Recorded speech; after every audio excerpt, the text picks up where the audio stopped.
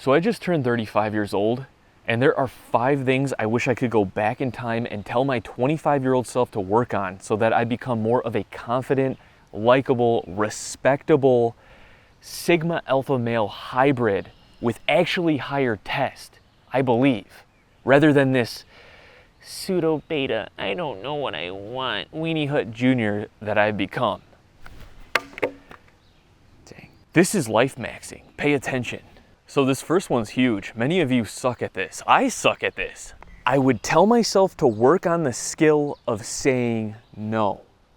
Why I think it's so hard for me to say no nowadays is because I've developed this bad habit the past 10 years plus of every time somebody asks me to do something or go somewhere or whatever, something I don't want to do, I'll usually respond like, oh yeah, yeah, yeah. What kind of flaky crap is that? Think about it. It's such a low T response. Like, oh yeah, maybe like bro, I have no confidence in saying no because I feel like if I say no, I'm going to offend them.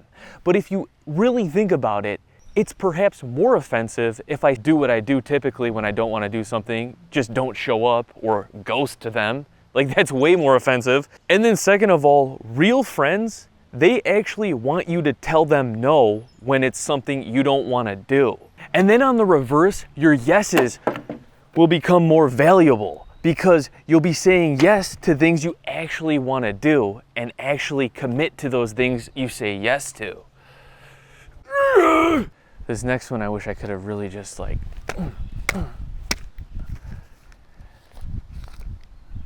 Understand the importance and work on consistently building organizational habits. So I've never really been an organized person because I never really worked on it. And I felt like I never really needed to work on it. It's my life, I can do what I want. You know what I'm saying? I don't need to be organized. I don't need to even make my bed. Well, now as I get older and I get more responsibilities, things get so unorganized that they get overwhelming. And this causes me stress. This type of stress, I feel like, lowers T. Literally, I feel like it really does. And I wish I would have built the habit of just being more organized consistently, keeping my desk organized, keeping my workspace organized. What's crazy is I think this stems back to something as simple as the concept of just making your bed, right? And it's like why I almost feel like people from the 50s had a higher natural T.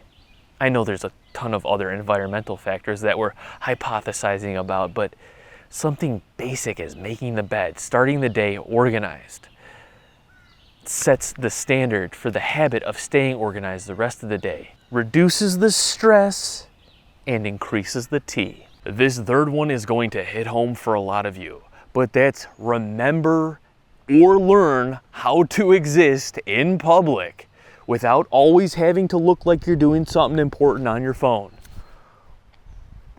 That went further than I wanted it to go. It's like everybody everywhere, including myself, just like doing something simple outside, going to the store, anywhere in public. It's always like this. And it's not because anyone's actually doing anything important. Like, what are you doing? Checking that email you already checked like 50 times? What it really is it's a cope with this awkwardness you're creating. And we trained ourselves so that we don't actually know how to not be awkward without our phone. It's one of the saddest things ever. And it's so low T. But when you really think about it, it's actually even worse. What you're really doing is you're enslaving yourself to this digital safe space that isn't really safe. And in fact, is robbing you of real world experiences. What is the real world? Maybe the digital world is the real world, but it's so low T.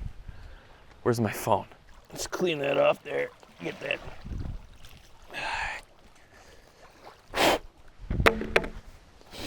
This fourth one gets a little more deep and something I've been thinking about a lot recently. That is, understand the difference between character and reputation and work more on character. Character is the mental and moral qualities distinctive to an individual, where reputation is how an individual is perceived by others. So an example of mistaking the difference between these two that I've been seeing a lot on reality TV is when an individual gets all offended and says, they are offending my character, they're putting down my character, they're damaging my character. When in reality, they're actually talking about their reputation, because no one should really be able to damage another person's character. A person's character, by definition here, is how they would respond to a specific situation.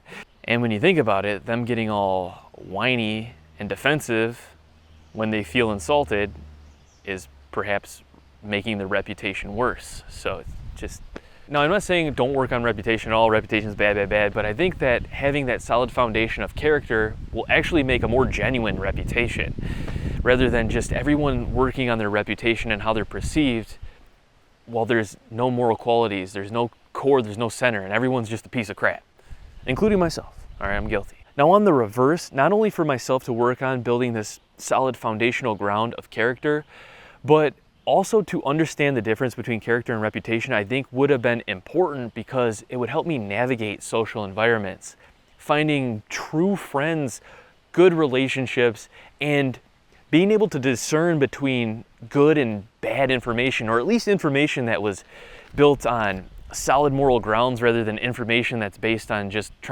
one person just trying to further their agenda.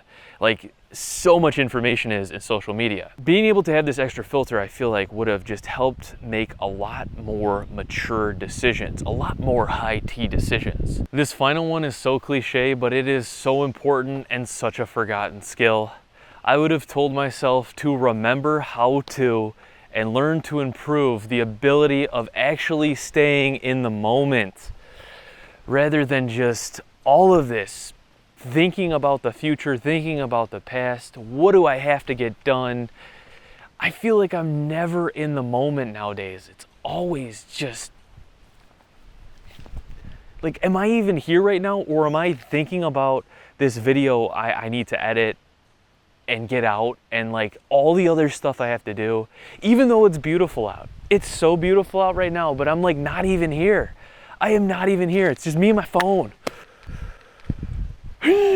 When I think of the past 5 years, I feel like I've been living in such like the future. I've been thinking about the future. I've been thinking about what am I gonna do when I do this? I can't wait to get this done so then I can be done with this and then I can move on to that. And it's like, dude, like I feel like those moments where I was just like enjoying the present were so rare, and those 5 years just kind of whipped by, and like what, you know? And on top of that, all of that like living in the future, constantly being on the go and thinking about the future and what you're gonna do, and not just like zenning in the moment, I feel like it's stressful, cortisol, and reduces T. I feel like living in the moment, actually just enjoying the moment, doesn't have to be 100% of the time, but I feel like taking moments to enjoy the moment, there's something relaxing and T increasing and confidence increasing and also calming, anxiety reducing. It's the ultimate life max in itself, perhaps. With that being said, better late than never. So that's why I'm working on these things now. Hope you guys enjoyed this video. Don't forget to subscribe. Stay tuned, more videos coming out. Peace. I'll see you all in the next video. But you gotta focus. So I have a confession. This has been one of my fake phones, by the way.